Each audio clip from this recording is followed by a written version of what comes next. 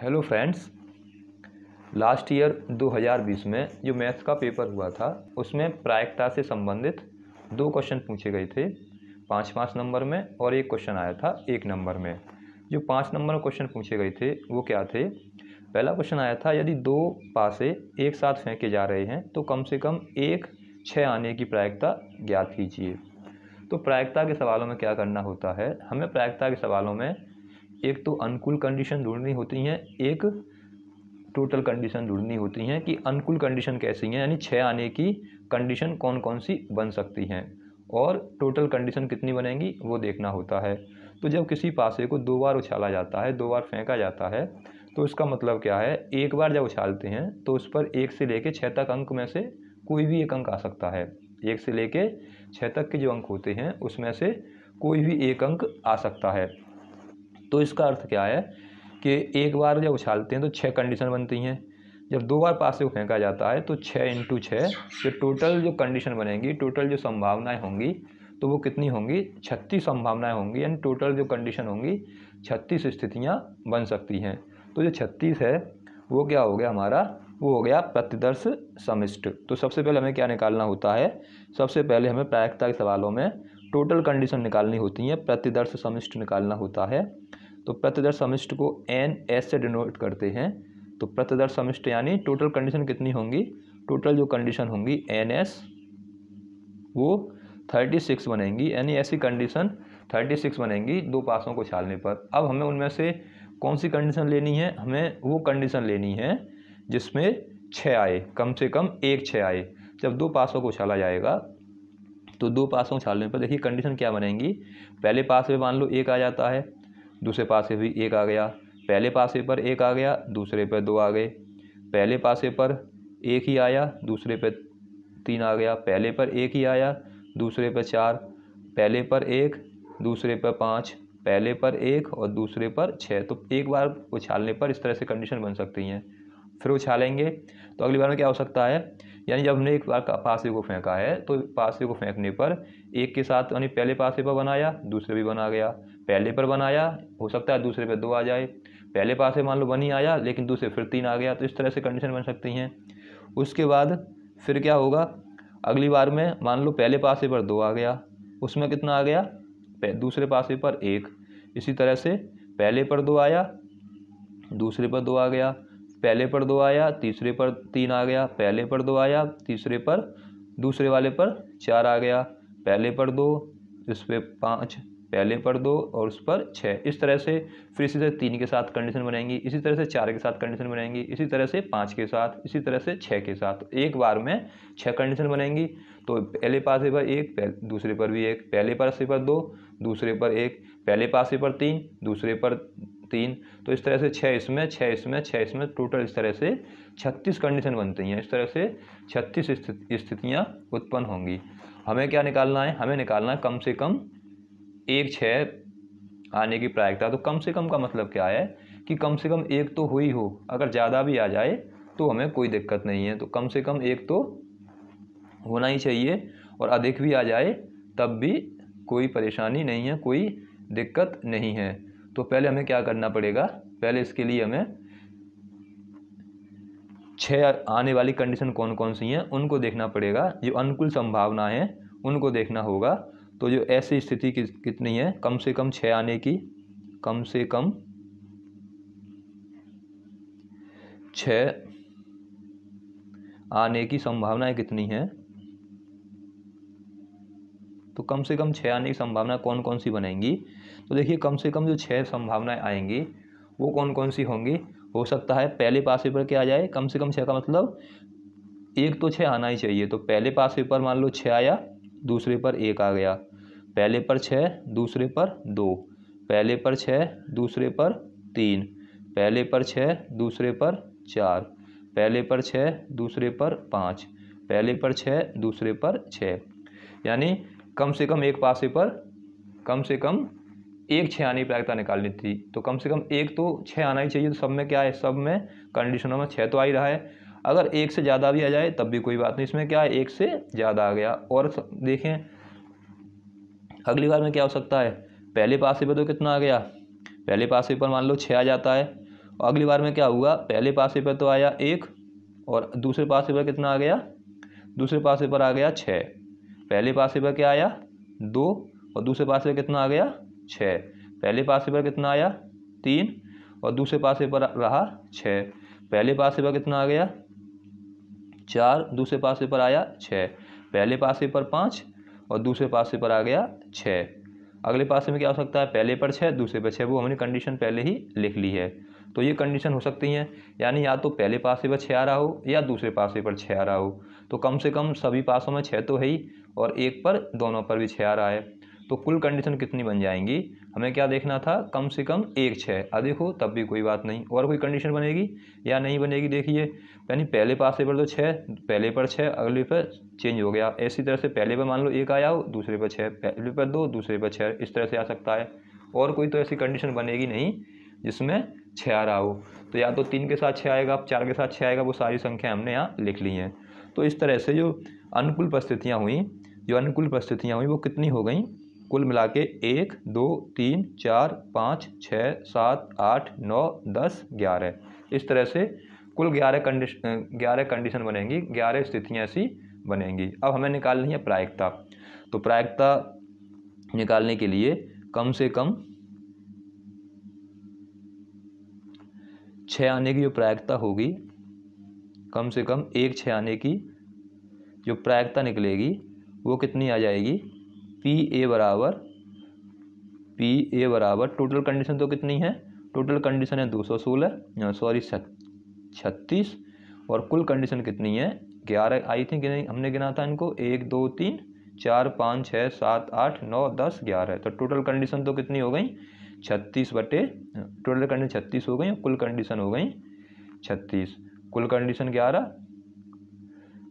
Total condition 11 और अनुकूल परिस्थितियाँ हो गई। तो इस तरह से 11 बटे 36 क्या आ जाएगा, इसका आंसर आ जाएगा। यानी टोटल कंडीशन 36 हो गई और जो अनुकूल परिस्थितियाँ थी वो 11 आ गया, तो 11 बटे 36 इसकी प्रायिकता आ जाएगी। ऐसी स्थितियाँ कितनी बनेंगी, ऐसी स्थितियाँ 11 बटे 36 होगी, कम से कम 1 6 आने की प्रायिकता। तो ये आपका क्वेश्चन आया था 5 नंबर में। हमें क्या करना था, प्रायिकता अनुकूल परिस्थिति देखनी थी और कुल परिस्थिति देखनी थी।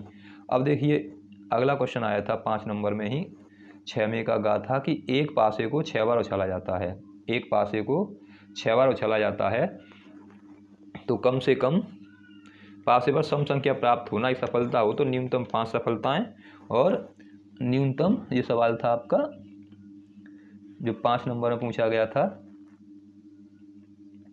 कि एक पासे को 6 बार उछाला जाता है, एक पासे को 6 बार उछाला जाता है, यदि पासे पर सम संख्या प्राप्त होना 1 सफलता है तो न्यूनतम 5 सफलताएं तथा अधिकतम 5 सफलताओं की प्रायिकता ज्ञात करनी थी। एक ये क्वेश्चन आया था प्रायिकता से। अब इसको देखते हैं कैसे सॉल्व करेंगे। तो कह रहा है कि एक पासे को 6 बार उछाला जाता है, तो यदि पासे पर सम संख्या जो प्राप्त होती है उसे क्या माना जाता है, उसको सफलता माना जाता है। उसको ये माना जाता है कि यदि पासे पर सम संख्या प्राप्त होती है उसे सफलता माना जाता है, और न्यूनतम 5 सफलताएं तथा अधिकतम 5 सफलताएं प्राप्त होने की प्रायिकता हमें बतानी है। अब देखिए इसमें जब एक पासे को उछाला जा रहा है 6 बार, तो जब एक ही पासे को बार बार उछाला जाए तो हमें इसमें एक फॉर्मूला यूज़ करना पड़ता है। जब किसी प्रक्रिया में एक ही प्रक्रिया को बार बार दोहराया जाता है तो उसमें हम फॉर्मूला यूज़ करते हैं, उस फॉर्मूले से प्रायिकता निकालते हैं। जैसे एक सिक्के को 10 बार उछाला जाए, एक पासे को 6 बार उछाला जाए, 10 बार उछाला जाए, तो इस तरह की स्थितियों में क्या करना होता है, हम एक फॉर्मूला यूज़ करते हैं। क्या फॉर्मूला यूज़ करते हैं, फॉर्मूला लगाते हैं n c x p की पावर x q की पावर n माइनस के x, इससे हम प्रायिकता निकालते हैं। ये फॉर्मूला हम यहाँ यूज़ करते हैं। n का मतलब क्या है, जितनी बार उछाला गया है वो n है। p का मतलब प्रायिकता है, जितनी हमसे जो पूछा गया है सम संख्या विषम संख्या 6 आने की प्रायिकता, जितनी अनुकूल परिस्थितियाँ प्रायिकता, जितनी संभावना है जिससे हम प्रायिकता निकालनी है जिसकी, वो प्रायिकता p है, और उसके ना घटित होने की संभावना यानी प्रायिकता ना आने की संभावना q है। p प्रायिकता है और q क्या है, उसको घटित ना होने की यानी घटना की घटित ना होने की संभावना है। तो सबसे पहले तो हमें इसमें क्या करना है कि 6 बार उछाला गया है, तो इसका मतलब क्या है कि n बराबर कितना हो गया, n बराबर 6 आ गया। किसी पासे को जब 6 बार उछाला गया तो n आ गया। सफलता क्या माना गया है? पासे पर सम संख्या प्राप्त होना। जब किसी पासे को उछाला जाता है तो 6 कंडीशन बनती हैं। क्या क्या आ सकता है? 1 आ सकता है। जब पासे को उछालेंगे तो कौन कौन सी स्थितियाँ बन सकती हैं? 1 आ सकता है, 2, 3, 4, 5, 6 ये संख्याएँ आ सकती हैं। अब उसने क्या बोला है? सम संख्या आने की बताना है कि सम संख्या होने को सफलता माना गया, यानी सम संख्या की प्रायिकता में निकालनी है। तो पासे पर सम संख्या कितनी आती हैं? 1, 2, 3। टोटल जो संख्याएं हैं पासे पर वो 3 सम संख्याएं होती हैं और 3 ही विषम संख्याएं होती हैं। तो पहले हमें निकालनी है प्रायिकता सम संख्या आने की। तो P कितना हो जाएगा? अगर P निकालेंगे तो टोटल तो कितना हो गया? यहाँ से टोटल तो कितना हो जाएगा? टोटल तो कितने हो जाएंगे? 6। और अनुकूल कितने हो जाएंगे, यानी सम संख्या कितनी हो जाएंगी? वो आई है हमारे पास 3। तो ये क्या है? सम संख्या आने की प्रायिकता है, यानी ये किसकी प्रायिकता निकली? एक पासे पर सम संख्या प्राप्त होने की प्रायिकता। तो एक पासे पर सम संख्या प्राप्त होने की प्रायिकता कितनी हो जाएगी? यहाँ लिख लेते हैं, एक पासे पर सम संख्या प्राप्त होने की प्रायिकता। तो एक पासे पर सम संख्या प्राप्त होने की प्रायिकता कितनी हो जाएगी? या वो P बराबर कितना आ जाएगा? 3/6, क्योंकि टोटल कंडीशन तो 6 बनेंगी एक पासे को फेंका जाएगा तो, और जो फेवरेबल होंगी, जो अनुकूल होंगी, वो 1, 2, 3। तो इसे काटने पर 1/2, यानी पासे पर सम संख्या प्राप्त होने की प्रायिकता कितनी होगी? 1/2 होगी। अब उसके बाद क्या करना है? उसके बाद निकालने हैं पासे पर सम संख्या प्राप्त न होने की प्रायिकता, क्योंकि अब Q की वैल्यू निकालनी है। Q क्या होता है? उस घटना के घटित न होने की प्रायिकता। तो पहले तो हमने प्रायिकता निकाल ली सम संख्या आने की, अब निकालना है पासे पर सम संख्या प्राप्त न होने की प्रायिकता। पासे पर सम संख्या प्राप्त न होने की प्रायिकता, उसको कैसे निकालेंगे? हम जब ना होने की प्रायिकता निकालते हैं तो प्रायिकता जो आती है उसमें से हम एक में से उसे घटा देते हैं। तो एक में से इसे कम करेंगे तो 1/2 ही आ जाएगा। तो Q की वैल्यू कितनी हो जाएगी? 1 - 1/2। P तो क्या होती है? उस घटना घटित होने की प्रायिकता, और Q क्या होता है? उस घटना घटित ना होने की प्रायिकता। अब X क्या है? X की वैल्यू कितनी होगी? हमने 6 बार पासा उछाला है, तो जो X का मान होगा वो 0, 1, 2, 3, 4, 5, 6 तक होगा। X का मान कौन सा होता है? जितनी बार हम कोई पासे को, एक सिक्के को जितनी बार उछाला जाता है वो हमारा X का मान होता है। 6 बार उछाला गया, 0 से लेके 6 तक X की वैल्यू होगी। हमें से पूछा क्या गया है? हमसे पूछा गया है न्यूनतम 5 सफलताएं। पहले में पूछा गया है, हमारे पास सबकी वैल्यू निकल आई। अब हमें पूछा गया है न्यूनतम 5 सफलताएं। तो न्यूनतम 5 सफलताओं का मतलब क्या है? कम से कम 5 सफलताएं तो आनी ही चाहिए।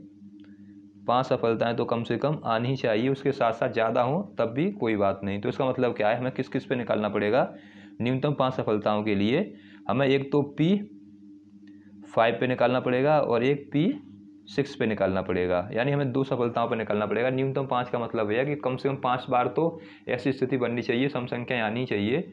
उससे ज़्यादा आ जाए तो हमें कोई दिक्कत नहीं। न्यूनतम का मतलब होता है उतनी तो हो, ज़्यादा हो तब भी कोई बात नहीं। तो P5 और P6 पे निकालना है। इसका मतलब क्या है? हमें X बराबर 5 और 6 पर प्रायिकताएँ निकालनी है। इस फॉर्मूले का हमें अब यूज़ करना है। तो सबसे पहले N की जगह पर तो कितना आ जाएगा? 6C।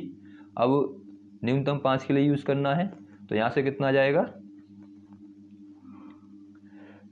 X का मान तो कितना होगा? हमें किस पे निकालना है? 5 पे निकालना है। तो इसका मान कितना हो जाएगा? 5। न्यूनतम 5 के लिए इसमें आ जाएगा 5 आ जाएगा। उसके बाद 1/2 करना है। X की वैल्यू कितनी है? 1/2। उसकी पावर कितनी लगानी है हमें? उसकी पावर 5 लगाना है। और प्लस के अब Q की वैल्यू लगानी है। Q की वैल्यू भी कितनी है? 1/2 है, और इसकी पावर में कितना लगाना है? n - के x, यानी 5, 6 - के 5। ये तो हो गया पहले के लिए, यानी जब 5 आता है। अब प्लस में क्या करना पड़ेगा, 6 के लिए निकालना है, इसमें फिर लगानी है वैल्यू।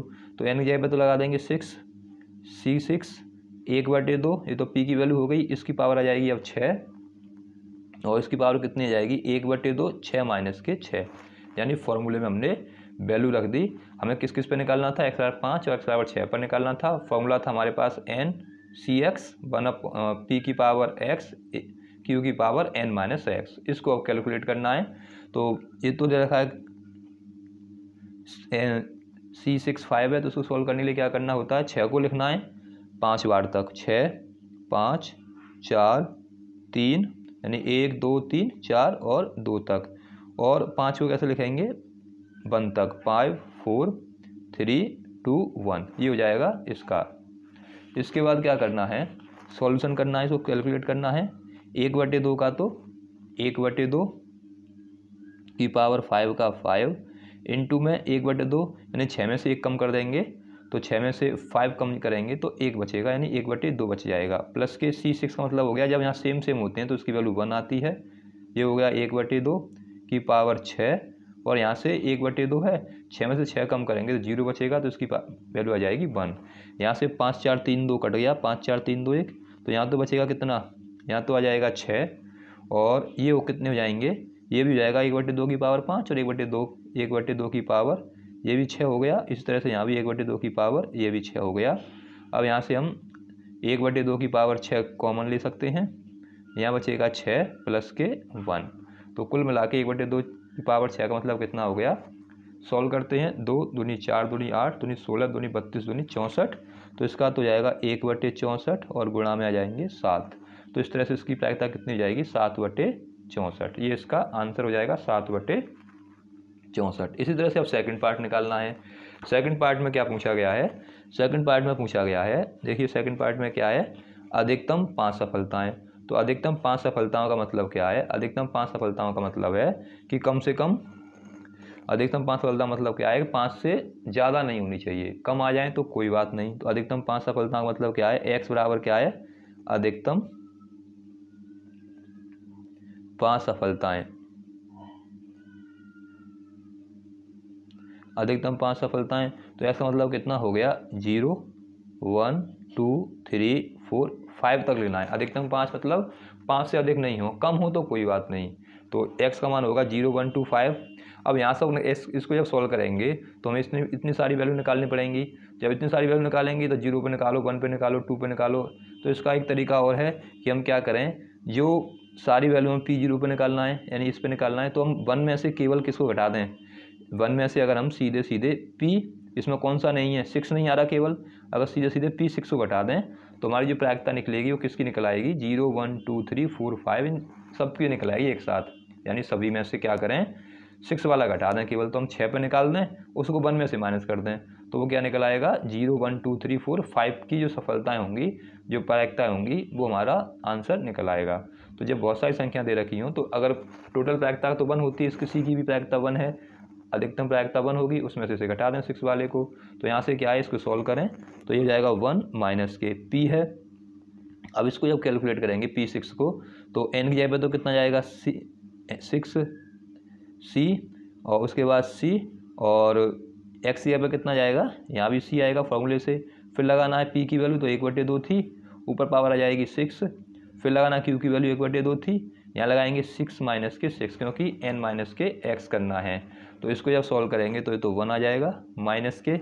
अब यहाँ से देखिए इसको जब कैलकुलेट करेंगे C6 को, तो यहाँ से तो कितना आएगा 1, और 1/6 का मतलब कितना हो गया 1/64, और इनटू में इसकी वैल्यू हो जाएगी 1। इसको सॉल्व करना है 1 माइनस के 1/64, तो 64 एकम 64, 64 में से कम करेंगे तो 63/64 ऐसी प्रायिकता होगी जो अधिक से अधिक 5 सफलताएं आ सकती हैं। तो इस तरह से हमें क्वेश्चनों को सॉल्व करना था। चाहे तो सीधे सीधे कर सकते हो, 0 1 2 3 4 5 पर निकाल के, उससे लेंथी हो जाएगा। तो ये आपके 2 क्वेश्चन आए थे प्रायिकता से। अब एक क्वेश्चन देखते हैं इंटीग्रल का। क्वेश्चन नंबर इंटीग्रल का क्या आया था, देखिए ये क्वेश्चन आया था इंटीग्रल से एक, ये क्वेश्चन दे रखा था हमें कि sec square 2x, sec square 2x cot sec square 2x cot x minus के 10x का होल स्क्वायर dx, इसका मान हमें निकालना था। ये 5 नंबर में क्वेश्चन आया था। अब इस क्वेश्चन को सॉल्व करते हैं। तो देखिए कैसे सॉल्व करेंगे। क्वेश्चन हमें दे रखा था, इंटीग्रेशन करना था सेक स्क्वायर 2x अपॉन में कॉट एक्स माइनस के टेन एक्स, इसका हमें इंटीग्रल करना था, इसको हमें सॉल्व करना था dx। तो इसको कैसे इंटीग्रेट करेंगे देखिए। तो सबसे पहले तो हम क्या करें, जो साइन और कॉस में दे रखी हैं, कॉट और टेन में दे रखा है, उसको सॉल्व कर लेते हैं। पहले तो इसको आई बराबर मान लें, तो आई बराबर चलेगा, जो सेक है उसको ऐसे ही रखा, सेक स्क्वायर 2x। उसके बाद इसको सॉल्व करना है, यानी कॉट को क्या ले सकते हैं, इसको ले सकते हैं कॉस एक्स अपॉन में साइन एक्स ले सकते हैं। इसी तरह से टेन को ले सकते हैं sine x upon cos x ले सकते हैं। इसके ऊपर स्क्वायर है तो स्क्वायर लगा दिया।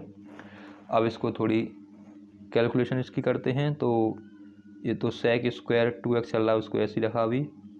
इसका मल्टीप्लाई इधर करेंगे तो कॉस स्क्वायर एक्स हो गया, इसका इधर करेंगे तो यहाँ से साइन स्क्वायर एक्स हो गया। अपॉन में आ जाएगा साइन एक्स इंटू में कॉस एक्स, और dx का dx इसके ऊपर है स्क्वायर। अब इसको और आगे कैलकुलेशन, तो यहाँ से देखिए, यहाँ से कितना आएगा, सेक स्क्वायर 2x का तो सेक स्क्वायर 2x अपॉन में cos square x minus sine square x, cos 2x का फॉर्मूला होता है, तो यहाँ लिख लेंगे कॉस 2x और अपॉन में sine x into cos x का होल स्क्वायर। ये सूत्र होता है कॉस 2x बराबर कॉस स्क्वायर एक्स माइनस के साइन स्क्वायर एक्स। तो इस यहाँ से कॉस 2x का सूत्र यूज़ कर लिया। और उसके बाद क्या करना है, उसके बाद अब इसको ऊपर लेके जाते हैं। तो सेक स्क्वायर होता है 1 अपॉन कॉस और 2x का 2x, इसके ब्रैकेट को खोलेंगे तो ये तो ऊपर पहुँचेगा, ऊपर आ जाएगा sine square x into cos square x, square खोल देंगे तो यहाँ से कितना आ जाएगा, कॉस 2x को खोलेंगे तो ये जाएगा कॉस स्क्वायर 2x, ये भी कॉस स्क्वायर 2x हो जाएगा। ये हो गया यहाँ से dx। तो इस तरह से इसको जब सॉल्व किया ये तो ये हो गया, और इसको ऊपर पहुँचा दिया, ये बन गया। अब यहाँ से देखिए, यहाँ से क्या होगा, हमें फॉर्मूला बनाना है कि या तो प्रतिस्थापन विधि लगे या इसको सॉल्व करें किसी तरह से। तो यहाँ पे इसके बाद इसको तो ऐसे ही रखा, यहाँ मल्टीप्लाई कर देते हैं 1 अपॉन कॉस स्क्वायर 2x, तो ऐसे ही रखते हैं 1 अपॉन, इसको तो ऐसे ही रखा, और इसमें क्या किया, 4 का मल्टीप्लाई कर दिया, क्योंकि स्क्वायर है इसलिए 4 का मल्टीप्लाई कर रहे हैं, और फॉर्मूला बनाएंगे, और 4 का ही इसमें डिवाइड कर दिया। ये हो गया कॉस स्क्वायर 2x और dx। इसको अब क्या ले सकते हैं, 1 upon cos square 2x into में जो 1/4 है उसको बाहर निकाल लेते हैं, इसको ले सकते हैं 2 sine x into cos x का होल स्क्वायर, और इसको क्या ले सकते हैं, कॉस स्क्वायर 2x dx। यहाँ से 1/4 का 1/4, 1 upon cos square 2x, 1 upon cos square 2x हो गया, इंटू में ये बन जाएगा फॉर्मूला साइन 2x का, ऊपर स्क्वायर है, और अपॉन में कॉस स्क्वायर 2x, और ये dx का dx। इसके आगे देखिए अब, तो यहाँ से जब आगे सॉल्व करेंगे 1/4 तो चल ही रहा है हमारा, इसे ऊपर ही ले जाते हैं क्योंकि ये तभी सही रहेगा। तो ऊपर हमारा सेक स्क्वायर 2x था, उसको ऐसे रखते हैं, इंटू में साइन 2x का होल स्क्वायर खोलेंगे तो साइन स्क्वायर 2x हो जाएगा, अपॉन में दे रखा है कॉस स्क्वायर 2x और dx। ये हो जाएगा 1/4 सेक स्क्वायर 2x का सेक स्क्वायर 2x, और साइन अपॉन कॉस हो गया टेन 2x, ऊपर लगा हुआ है स्क्वायर तो स्क्वायर लगा देते हैं dx। साइन अपॉन कॉस क्या होता है, 10 होता है, उसको 10 में लिख लिया। अब हम इसको मान सकते हैं, माना tan 2x बराबर t। इससे प्रतिस्थापन विधि अब यहाँ यूज हो जाएगी, प्रतिस्थापन विधि यहाँ लग जाएगी। तो tan 2x को क्या मान लिया, tan 2x को मान लिया t। तो tan 2x का क्या होगा, सेक स्क्वायर 2x इंटू में 2x का करना पड़ेगा, 2x का 2 dx बराबर dt। तो यहाँ से sec square x 2x dx बराबर 1/2 dt आ जाएगा।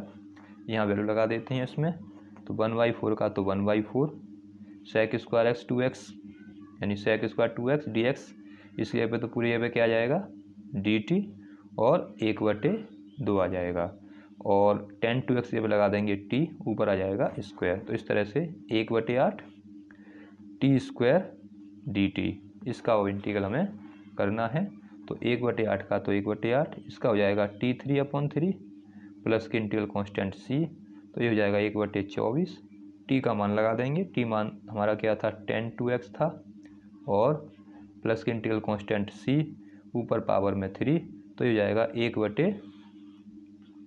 इसका आंसर कितना जाएगा 1/24 और tan क्यू 2x प्लस के इंटीग्रल कांस्टेंट c, तो इस तरह से इसका आंसर आएगा। ये हमारा इंटीग्रल हमें दे रखा था, इसको हमें सॉल्व करना था।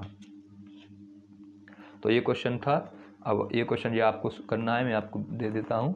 ये क्वेश्चन है, दिखाइए कि समीकरण सारणिक y प्लस जेड का whole square X Y X Z, X Y X plus के जेड वाई जेड, और Y Z X plus Y Z का होल स्क्वायर को प्रूफ करके हमें X Y Z X plus Y plus Z का whole cube लेके आना है। ये क्वेश्चन आपको सॉल्व करना है और मुझे बताना है आपको सॉल्व हुआ या नहीं हुआ, ये प्रूफ करके बताना है। ये 5 नंबर में आया है। तो आज के लिए इतना ही, अगले वीडियो में फिर मिलते हैं।